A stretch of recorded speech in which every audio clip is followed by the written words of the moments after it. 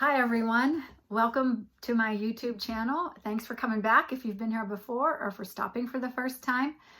Before I get to the real estate tip for this week, I do want to give a shout out to the Pittsburgh Penguins and Evgeny Malkin. The Penguins have been doing a great job and all the players have been doing well, but I absolutely love seeing Evgeny Malkin step back on the ice, one of my favorite all-time players. Gino had a great game for his first game back. And as you can see from my husband's card room, we are big sports fans in this household. So way to go, Pittsburgh Penguins. It's been great watching the Steelers, but just as great watching the Penguins right now as well.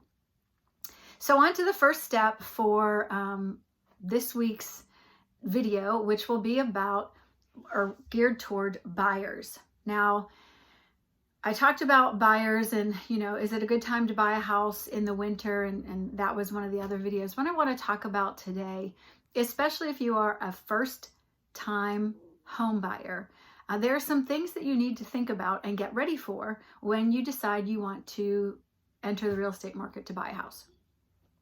The first thing, and a lot of people forget this in their haste, once they get a job, they think I'm making so much money a month and I can go ahead and buy a house. Start saving money. It's important when you go to apply for your financing. It makes a better offer if you have some money saved that you can put toward either closing costs or the down payment on your house, but start saving money. It's great if you have a job, if you're right out of school and you're earning, that's fabulous. But if you somewhere down the road, it might not be for 3 or 4 years, just start socking away a little bit of money toward that house deposit. It makes the financing process so much easier and so much better. Then you need to watch your credit score. So you want to stay on top of what that is. If your credit score is not good, work to try to improve that. Pay your bills on time. Don't overextend yourself. There are a lot of financial things that you can do to start preparing yourself to buy a house. Then you're going to look at pre-approval. Now you can do this 2 ways. You yourself might want to first, write down all your expenses per month and how much you're bringing in. If you're buying with a significant other, how much, they are bringing in, and you want to start to seriously think about what you could afford to pay a month if you're going to get a mortgage. And you'll have a rough idea as to what you can afford, because there are all kinds of mortgage companies out there that will tell you if you buy a house this amount, and they'll generate for you what your monthly payment's going to be. But once you do that, that's all well and good. You have a ballpark figure as to what you can spend. But at some point, you're going to need to approach a bank and get a pre-approval letter. And whether you do this before you get your real estate agent or after, it doesn't really matter, but your agent is probably going to ask you, are you pre-approved? Because when we are meeting with you for the first time, we need to find out a little bit about you and how ready you are to buy this house. Are you being realistic in what you're trying to buy? And so forth. So you can do the pre-approval or at least get an idea for yourself first, but then you are going to have to go to a bank and get a pre-approval letter, because when you're ready to put an offer in, the listing agent is going to ask your agent, do you have their pre-approval letter? So be prepared for that. Somewhere in there, you also are going to need to sit down and make a wish list, because your agent should ask you what it is you're looking for in a home. And that is a process. If you're buying it by yourself, you probably can list those things off pretty easily. If you're buying with somebody else, you need to have a discussion on what you both want. I have dealt with many buyers that were not in sync with the other person they were buying the house with. That makes it uncomfortable for the agent when you start to get into discussions while you're showing a house, if the 2 people can't agree on what they're looking for. So try to sit down, and once you see what that number is of what you can afford, and you have your agent, tell them what you want, but then look at what's out there and see if the things that you want, if you can actually afford that. And also look at, sometimes you think you might not be able to afford something, or it's off by $100 of what you want to, pay a month. You also have to remember that you will probably be getting raises and things like that. So talk to your agent, not that they can make that decision for you, your finances are your finances, but they should be able to answer some questions, because we've worked with a lot of people and we kind of understand the process and some of the things that can be a give and take. So once you have your wish list, please make sure that you go through that with your partner or the person that you're buying the house with, so that they are meshed together. If you don't agree on everything, at least get them to, agree on what you can agree on. That will help us to send you homes that are more in line with what you actually want and can afford. So those are some things to do. Find your agent, of course, and then start to search for homes. Now, what you'll realize is that you'll go and look at homes, and if you've never gone to do that, it will be a learning process for you. You will start to realize, oh, that's not so important to me, or, ooh, this is really important to me.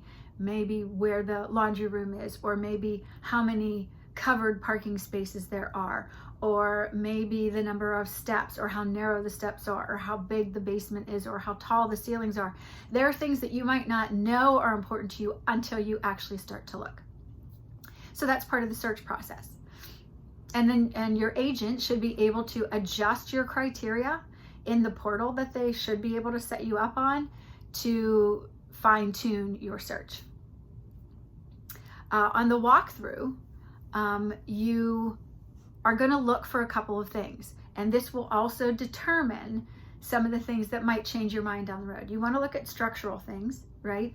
You will have an inspection once you make an offer and it's accepted, or probably you'll have an inspection, but you do want to look and see if there's anything that is alarming in the basement or in the structure of the house. You do want to check for water. Has water been in the house? Has it been addressed? If it has, because water could have come into the house, but if it's been addressed and everything's taken care of, then it's not that big a deal, but you do want to be aware of it. Most of my buyers, I will say to them, I'll send them the disclosures before we go and look at homes, and I'll say, roof, this is how old the roof is, this is how old the heating and air conditioning is, these are how old the windows are, because those are things that you're just going to want to think about when you're looking at the price of the home, what you're going to offer, and what you might have to put into it after you get that house.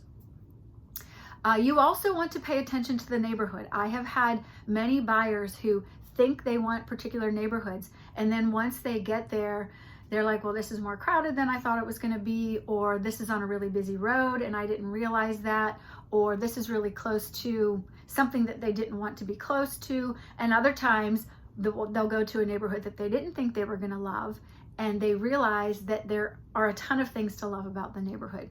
So you might adjust that as you go too. Once you find the house that you love and you fall in love with it, and you will know, and your agent will have a pretty good inkling, you're going to make your offer. And when you do, the seller's going to look at the price that you're offering, but not just that. If they're being advised by a listing agent that, is really in tune to what they're doing, it's not always going to be the most money. They're also going to look at the financing, they're going to look at the contingencies, and they're going to look at the closing dates, and they're going to see where the flexibilities are. So those are the things that your agent's going to need to discuss with you going in. And that's where then the amount of money you have saved and the financing that you're getting is going to have some impact, because the listing agent is going to look at the offers coming in and know which buyers are strong financially. And that means that they're not as likely to fall through or not get financed. And then, you've gone through the whole process and the seller has wasted that time. So that's where that comes in and is important. Once they accept your offer and you are super happy and they are super happy, then you need to do a couple more steps. You're going to have to get an inspection. If that's what you choose to do, you want to get that quickly. There'll be a certain number of days that you have to do that. Your mortgage company is going to get an appraisal. You want to start your financing right away, because sometimes that takes a while. You will have to get homeowners insurance. And then the last thing, once all the hurdles have been gone through and the appraisal has come back and everything's good, you are going to have movers at some point. So depending on the time of year, you're going to have to maybe schedule those movers pretty far out in advance. That's just a few of the things that you need to consider as a buyer. I know I ran through it pretty quickly. It's because I don't want to take up too much of your time. If you have any questions about that, I love working with first-time buyers. It's fun to watch them through the process and see how excited they get over their house that they're buying. And even if it's not a first-time buyer, second and third time home buyers can be just as excited. So if you have any questions about the buying process, certainly reach out to me via my YouTube channel, or SharonRosa@kw.com is my email. Certainly happy to talk to you about that. You have a great week, and I will see you here next week.